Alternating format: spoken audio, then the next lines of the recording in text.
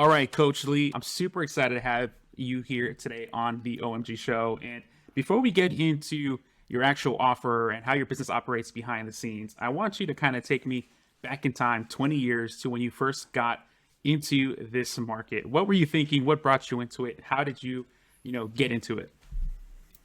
Well, I'm going to go back all the way to the beginning. So in college, I assumed that I would be doing internet marketing. It was around the year 1999, and I was in my second year of college, and I was doing mostly search engine optimization, which was not even taught, in colleges and still kind of not really taken seriously, I don't think. So I was doing that, and I was doing some writing, and a nonprofit hired me, I think they were taking a chance. So I get to this company thinking I'm going to be doing, maintaining the website and doing search engine optimization. And they decide that first week that they're not willing to risk putting someone full time on that because it was the year right around 99 or 2000. Right. People the internet was almost seen as like, is this going to be like Nintendo? And, is this going to work out? And I've even joked about that the vice president of the company asked me the question, do you think this internet thing is going to last? And I said, I do. And he said he didn't. So they decided to put me on several different jobs. One of them was traveling with the president of the company, and he did marriage workshops for couples who were going to divorce. This was kind of a last ditch effort thing. So I learned a whole lot of things from him. So one of their marriage coaches developed terminal illness and had to resign. Okay. And he was a wonderful, salt of the earth human being. And I think about him a lot, but he, developed this illness and within a couple of weeks, he's gone. He's left the job. I mean, he didn't live that much longer. So they asked me if I would fill in until they found another marriage coach because I did know the material so well. And I said I would. And 2 weeks turned into a month turned into 2 months. And then they start asking if I want to get some training, some certification to do this full time because it was going pretty well. People were rebooking with me. And I said that I would. And so they started putting me in different certifications. And eventually I went out on my own, but the coaching thing did well. But I didn't get on YouTube, until about 4 years ago with my material. Wow. So that's where we are now. So in retrospect, do you wish you would have stayed on the SEO path with that business, or No, because SEO, I really have to depend on Google, and I didn't like working for all these different clients. And then there would be something that I call the no, not Joseph syndrome, where a new person comes in, a CEO, a new CEO, or a new internet marketing person, or a new marketing person, or whatever, and they all of a sudden, not only do they want me, we want you to do this report and this report for us and this report. And I'm like, I'm supposed to be providing a service and a result. I don't want to do reports. The numbers are all really good. Why are you adding work on me?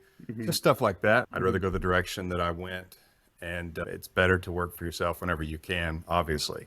Yeah. So I don't miss having all the SEO clients and then trying to do some relationship coaching on the side. Don't miss that at all. Yeah, I know. I bet you only have so many hours in the day. So how was that transition going from, okay, this material, but how did it translate from knowing it to actually applying it and then seeing the results for the people that you were impacting? Well, at first, I would speak on what so-and-so says, who was president of the company, who's very knowledgeable and has a PhD and that kind of thing. And I would speak and say, so-and-so would say this and so-and-so would say this. And it took a few years because I was out of college. I was 21 or 22 when I started actually consulting, coaching people on relationships. And so to speak on my own behalf would be ridiculously arrogant and silly. I wouldn't have credibility. I'd only been married for a year or two. That's pretty young to get married anyway. So it took a while until I felt comfortable speaking on my own. This is what you should do because I think this, I've seen this. And it took a few years before I really just felt like I could do that. But once one of the things people sometimes don't quite understand is that once you see so many situations and you're juggling all these cases and you're hearing details over several years of doing it, you're just going to learn so many things by default. And so you'll start noticing patterns, and people will have instincts. It's like people share instincts of doing the wrong thing a lot of the time. And so having to talk them out of that, and being convicted enough to talk them out of it, because not because I'm just thinking that I'm smarter than them, but because I have seen it so many times. And, that's something that's still funny today, is that there are people who even arrogantly will want to debate me in the comments or something, and they'll say, this is the wrong way to go. And, usually I'll just ask, how many breakups have you dealt with? And usually they'll say like 4, something like that. And, my numbers are in the thousands, and it's not just my own experience. And so it's difficult I want to be humble, and I do believe every opinion counts to some degree. But when you're talking about so many cases that I've seen, just because I got in it so early, 20 something years ago, then sometimes it's difficult to get the other person to understand, even though you think this, and this makes total sense based on your 4 breakups. That's a really small number to be using to base your entire strategy on. So what's interesting is, well, number one, you've put in the reps over time, right? Like you've had these consultations, these conversations with these individuals. And I can pretty imagine that, if you're starting out as a 21, 22-year-old and you're talking to people who, I don't know, been married for maybe 10, 15 years at that time, they might look at you a little like, what do you know about this kind of situation, right? But you mentioned patterns in terms of the conversations that you were having. What kind of patterns, if you don't mind sharing, stood out to you throughout these years when you were doing relationship coaching and advice? Usually it's that there is a breakup that happens, and the other person is so distraught and upset, angry, sad. And so because these emotions are so difficult, they will often use that as an energy or motivation for what they do. And so since most of us have been taught, if you want something, you really have to go after it. And if you're not getting it, you need to try harder. We've also been taught, because we have grown up in a very wealthy, prosperous time in the world and in the United States, most of us were taught that if we bugged our parents enough, they were more willing to part with the money or whatever it took to make us be quiet, and we would get our way. And so over growing up, we learn if we bug this other person enough, we can kind of bend them to our will. That's what our parents taught us, a lot of us. Fortunately, some of us had some parents who knew how to say no. And that's the problem right there, is that when we get the no from this other person and it's a breakup, that we can default sometimes to that idea. If I put enough focus and energy into this and I demand it and don't let them rest until I get what I want, I'll get what I want. But the problem is when the other person doesn't feel like they are getting what they want, it's a disaster. And trying to convince someone of that when they feel like this is love, I've got to go after it. I've got to do these things that I see in the movies, this dramatic demonstration of love or something like that. It makes so much sense to them because it's an emotional response, and they believe that if they show enough emotion, they can trigger something. So having to get them to come off of the ledge of that is a really big deal, and it's difficult. That was a lot of what I spent when I was doing mostly phone coaching or coaching on Zoom. Before it was Zoom, it was Skype. That was what everybody's using. A lot of it was talking them out of it. So there's a little glimpse into the world. So it seems like, of course, over the past 20 years, you've had these intense conversations with both men and women. And it sounds like, as you were telling that story, that you're kind of just rewiring their brain a little bit in terms of, what they see, what the expectations are, and what the outcomes have to be. Is that right? Yes. And, some of it's a reality check. So a lot of people have to have their minds rewired if they really want to be in an adult, authentic relationship, because a lot of what we've been taught or heard is ridiculous. Do you have someone off the top of your mind who's gone through a profound change after working with you or coaching with you? Oh yeah, several people. There's one I'm thinking of who, he is a doctor, and he was dating this woman, and it was a case of where he had become the over pursuer. a lot like I'm even kind of describing with the approach world in dating, and had completely just in a lot of ways turned to her beck and call. He was the one making all the allowances as far as he would change his schedule. He would compromise when she wouldn't compromise, and just in a lot of ways lowered his value, to use an expression that's used a lot. And so she broke up with him, and his response was he had done the classic things that we see on TV. He had sent her flowers. As a matter of fact, he said he sent like 10 sets of a dozen roses, just something astronomical like that, so that when she got there, they would all be there. He was calling her constantly, and she had gotten to the point where she wasn't answering his calls, and a lot of that. And so I started, and this guy at the time, I believe he was mid 50s, pushing 60. And so some of that even is the world he grew up in. And so when I started explaining to him that this is actually making you less attractive, it's pushing her away, it's making you seem less valuable, and he really grasped it. I mean, it was kind of an aha moment for him. And a lot of times I have to really kind of continue to talk to people and prod and encourage before they finally get a little bit of it. But he seemed to really get it in an instant. And he also said, you know, being a doctor, a lot of times he will tell someone, this is the issue right here, and they won't listen to him. And he said, it's frustrating because I see so many cases. And so he said, so you must be in a similar position, and I'm going to trust that. I'm going to go with what you're saying because this is what you do. And so he just was one of the people who would not make a move without me. And I'm not saying everybody should do that or that I should make everybody's decisions. I'm just saying that's kind of how he operated. He did get her back. It took about 2.5 or 3 months. They're still together. And it's kind of funny because I actually have to prod him in the other direction now. I remember one time I was just kind of asking him how things were going. And I said, so how often do you initiate text to her? And he's like, I don't. I'm like, what do you mean? He's like, I'm just letting her come to me like you said. I'm like, whoa. I mean, that's impressive and all, because they had been together another 2 years at that point. And he was telling me he did not initiate text messages, that he just waited to let her contact him. And I kind of had to push him back the other way. I'm like, you need to initiate some text messages, because she's going to start thinking about this, and she's going to start feeling like she's the only one pursuing and showing interest in you and validating you, and she's not feeling it back.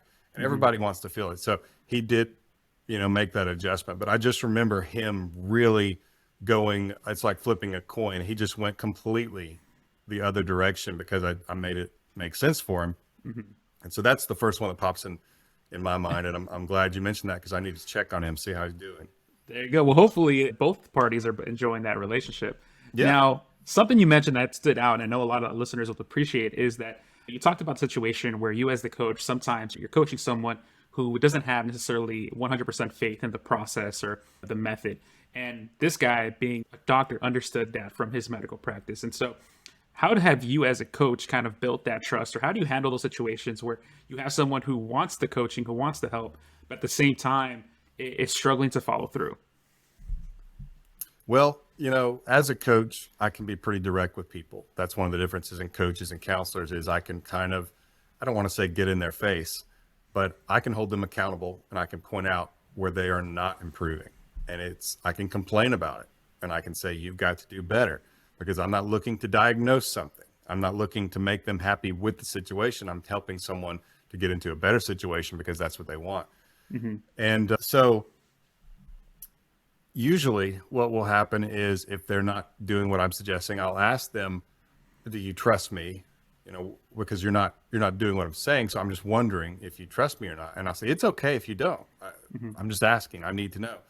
And other times I've even told people, I don't really see a point in us continuing because you're not doing what I'm saying. And so every time that you come back to me and you've done the opposite of what I said and you made the issue worse, it's more difficult on me.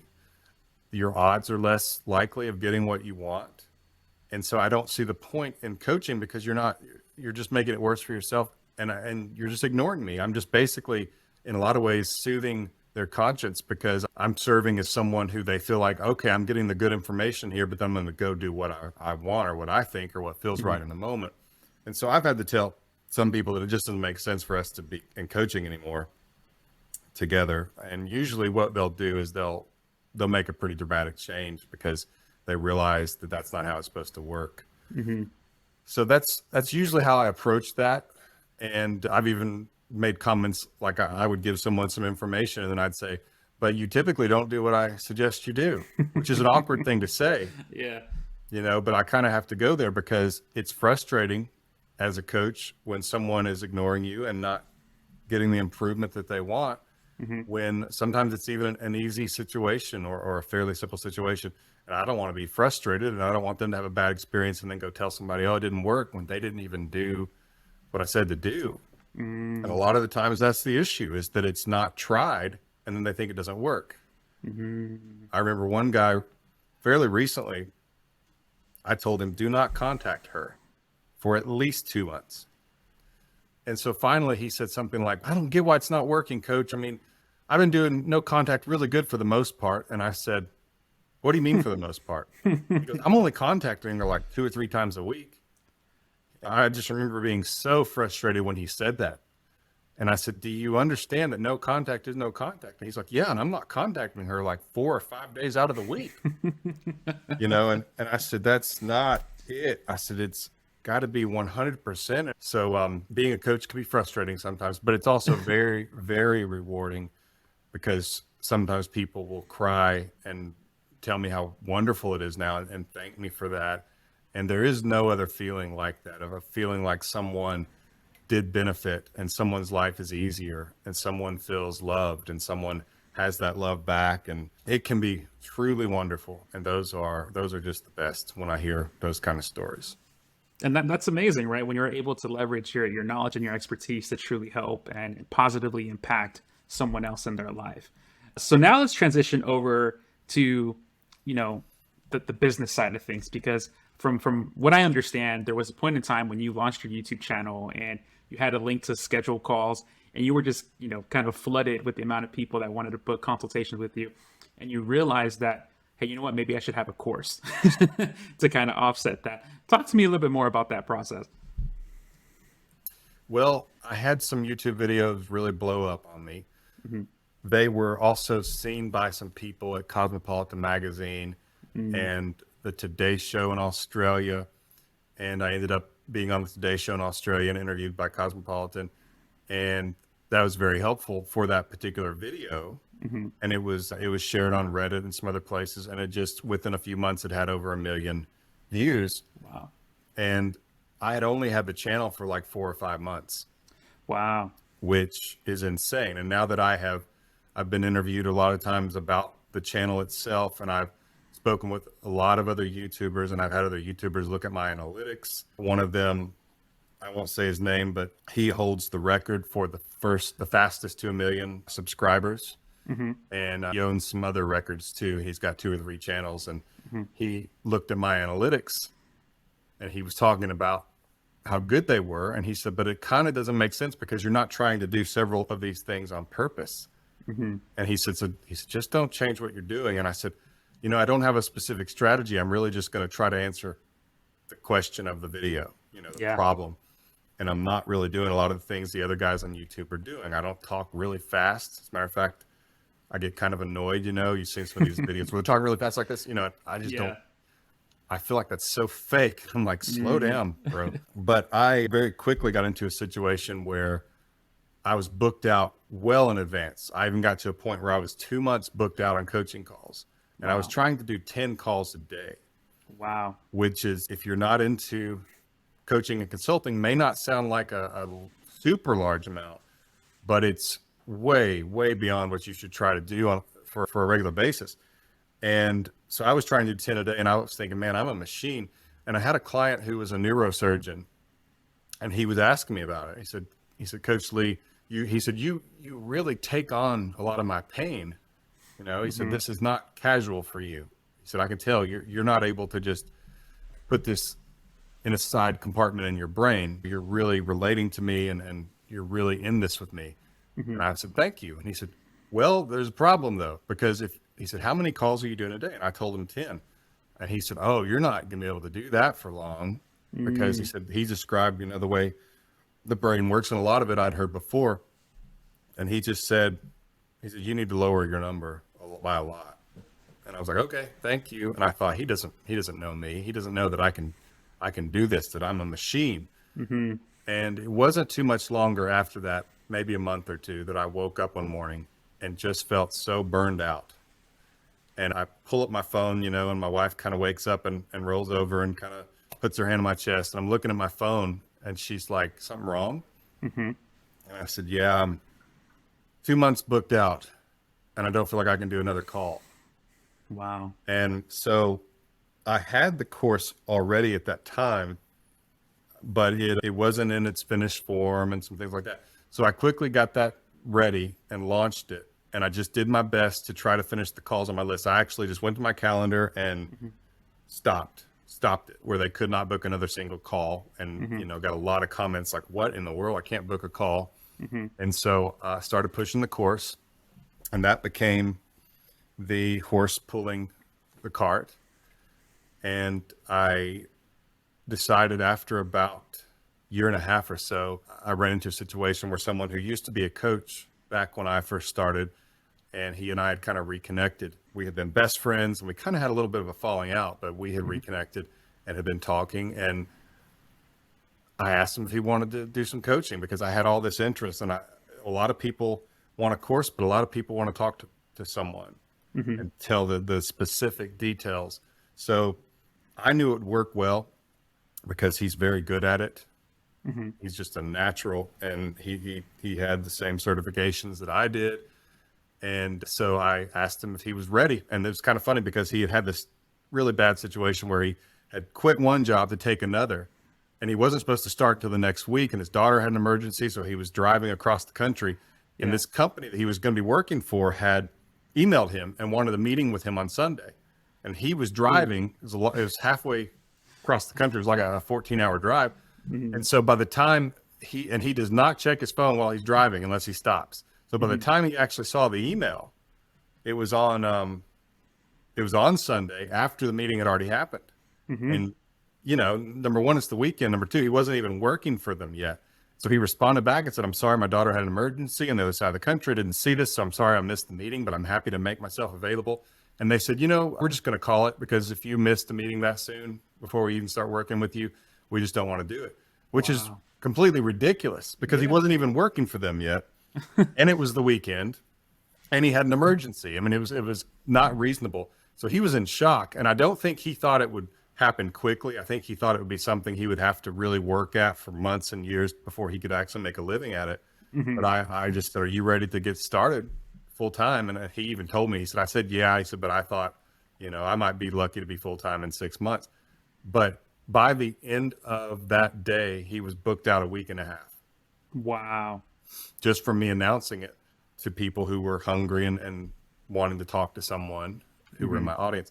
So, that worked really well. And then I brought on another coach, and we're about to bring on 2 more who will be women, because I figure that might matter to some people and it's good to have some balance. So absolutely. That's the story with the course, and the course is still available, and I keep adding to it and trying to make it better. And we're going to be adding a subscription-based community as well very soon. Nice.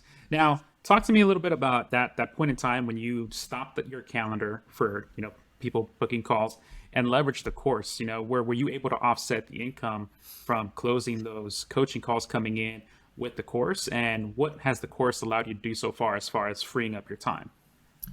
Well, there was actually a very smooth transition as far as income goes to where the course actually ended up making more than me trying to do calls. And part of that was because I was free to do more videos, and the videos promoted the courses and the course, the ad revenue from YouTube as well.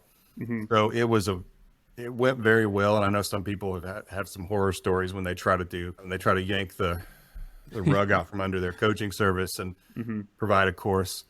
As a matter of fact, I spoke with someone recently who I believe he was like an entrepreneur coach and tried to do that and really cost himself a lot of money for several months. And I don't know that he's fully recovered. So I was blessed and fortunate that it worked out that way, but it really did. It was a very smooth transition, and the income never went down. It only continued to go up, which is what we all want with our businesses, that they grow and we put some work into them. And so then I was free to do more videos, to do more interviews. And I was able to hire some people because I wasn't just glued to my phone. I could actually start running the business and creating more content and thinking of ways to grow. So that was certainly needed. And I also was able to do another course for married couples. And then I have one on anxiety that's hopefully going to launch here pretty soon. Wow. So it was a good move. And I'm able to slowly work back in some coaching here and there. But, you know, I do want to tell people, if you're thinking about doing that and you begin bringing on a staff, that you want to be careful, because if you start competing with them, you could end up shooting yourself in the foot. So, Got it. No, that's great insight in terms of how that is structured. Now, as far as the course, how much is it currently priced at the moment? I have the emergency breakup kit, and it's $57. So it's not an expensive course. You know, I know there are courses out there that are $299, $399, or thousands of dollars. And we do have workshops that are high price tickets. You know, they're $3,000 to $4,000 workshops that we do. But the course itself, which is sort of the top of the funnel, it's an intro product, is only $57.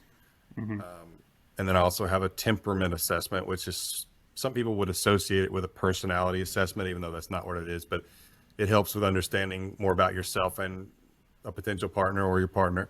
Okay. And that's another product. It's $59, I believe, 57, 59, somewhere in there. So they aren't expensive, but they do, once you get inside the course, they do promote the coaching calls and the temperament assessment. And we're going to be promoting the community soon. So I hate to use the term upsells, but a lot of people want more. They want more information. And so putting that in front of them once they've purchased is kind of the way to go. And you get someone in the funnel, so to speak, to use sales lingo. And you get enough in there, and a certain number comes out as buying additional products and services.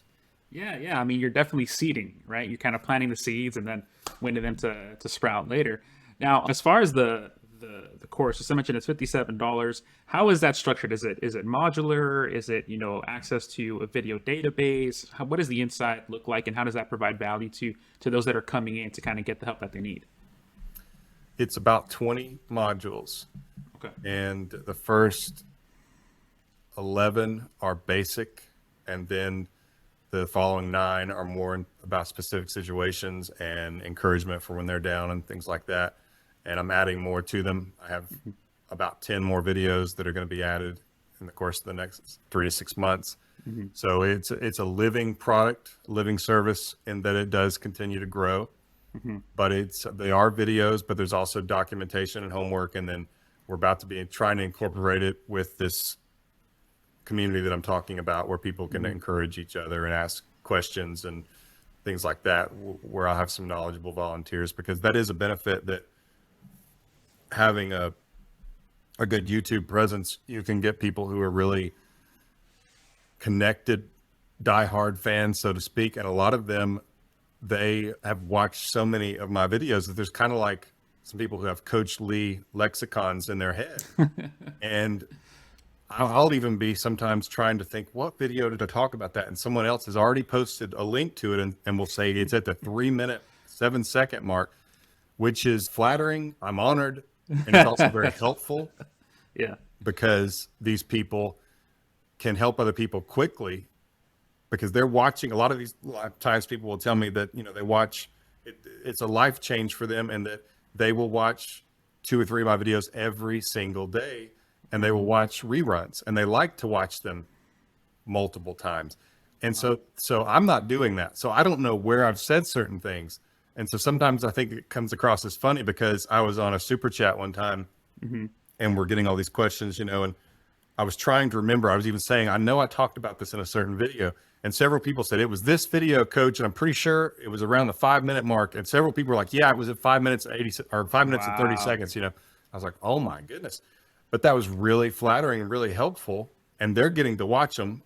So I don't know exactly where I said certain things, but you know, that's really helpful. And so I thought, you know, if we had a support community where people could do that, then it could be really effective for people who are just looking for answers. And it's not even an additional, you know, you pay for the subscription fee for the community, but then all that ongoing, here's this video and this video, that's all free.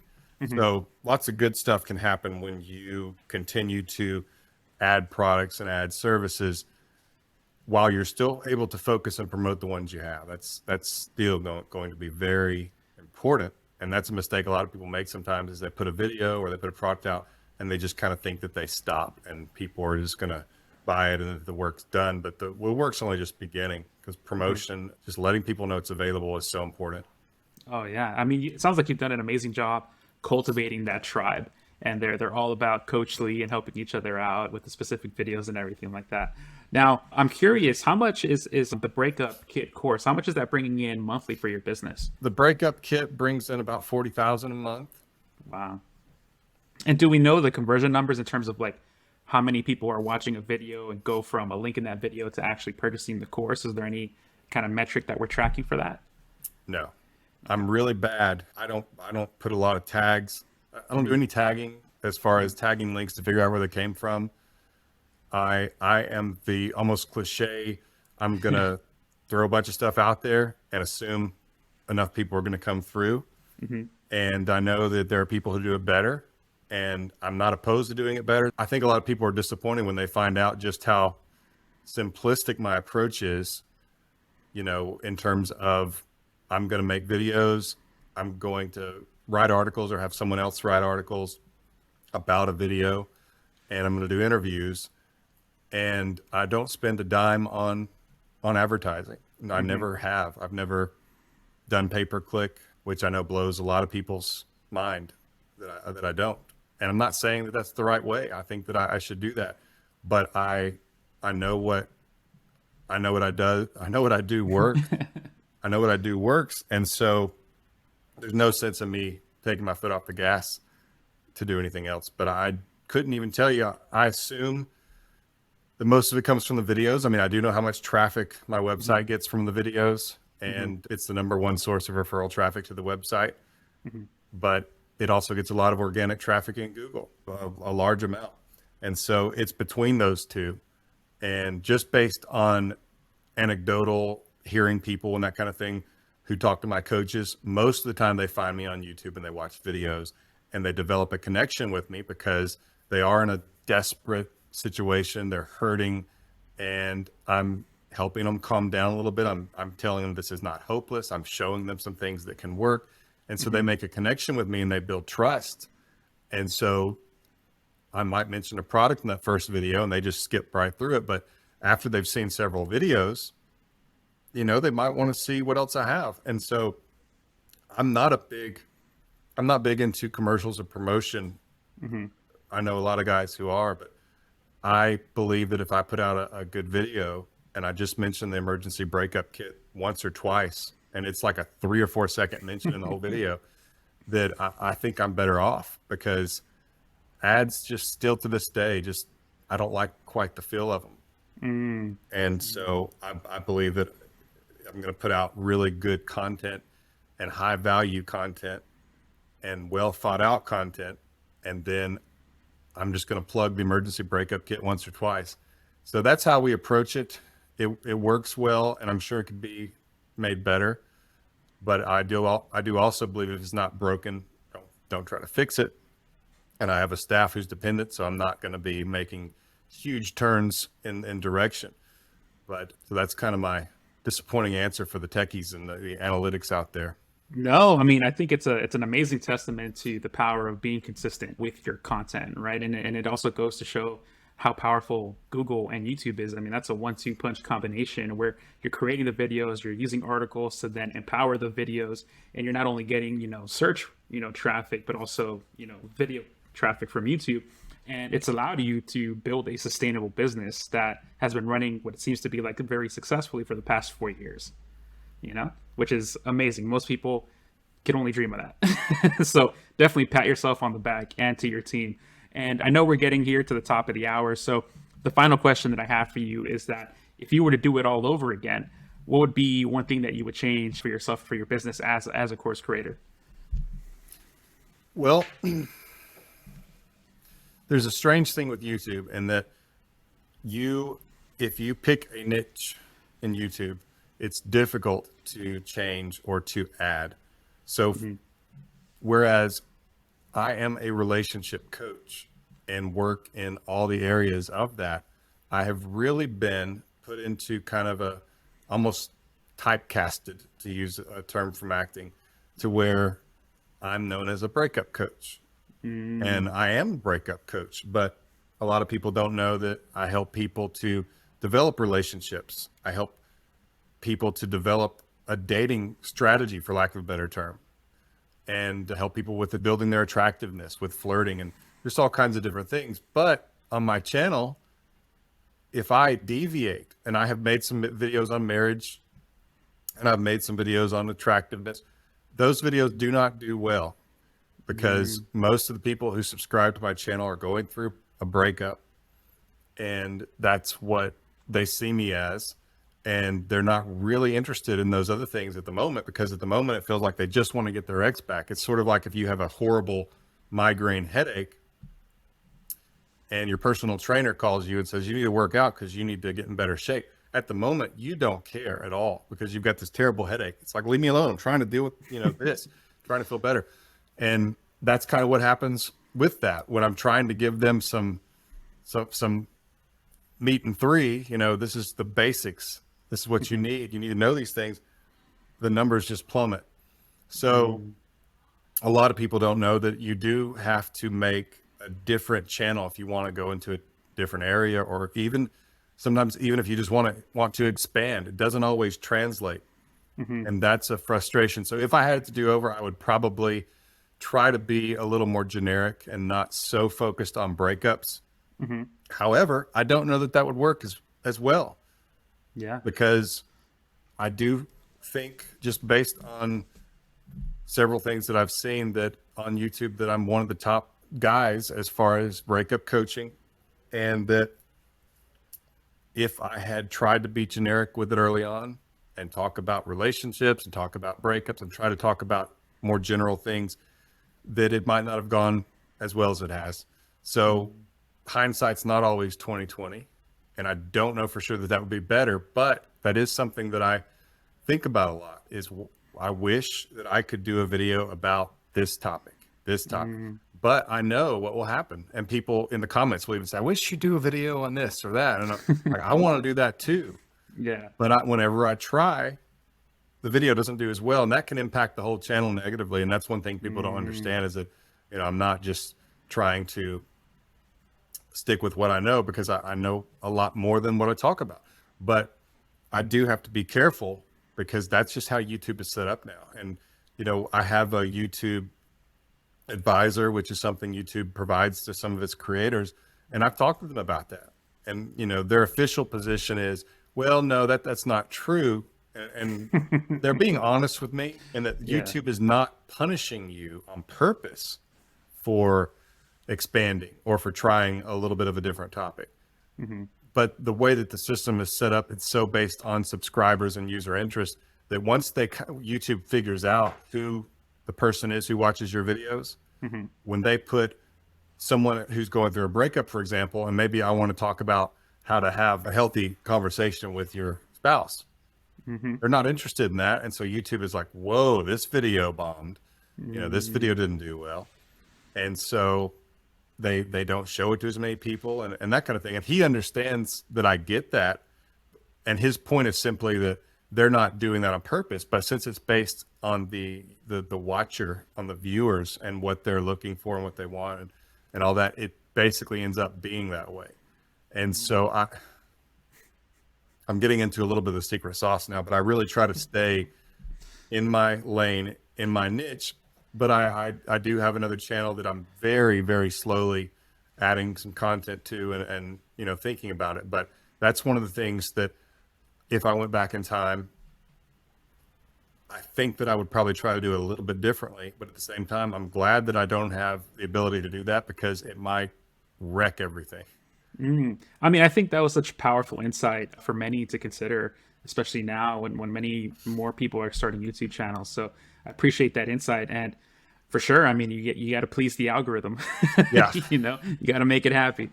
All right, Coach Lee, I don't want to take up any more of your time. So let my listeners know if they want to come and work with you, if they want to find out more about you, where can they find you? How can they, stay in touch? How can they go ahead and jump into the course if they need to?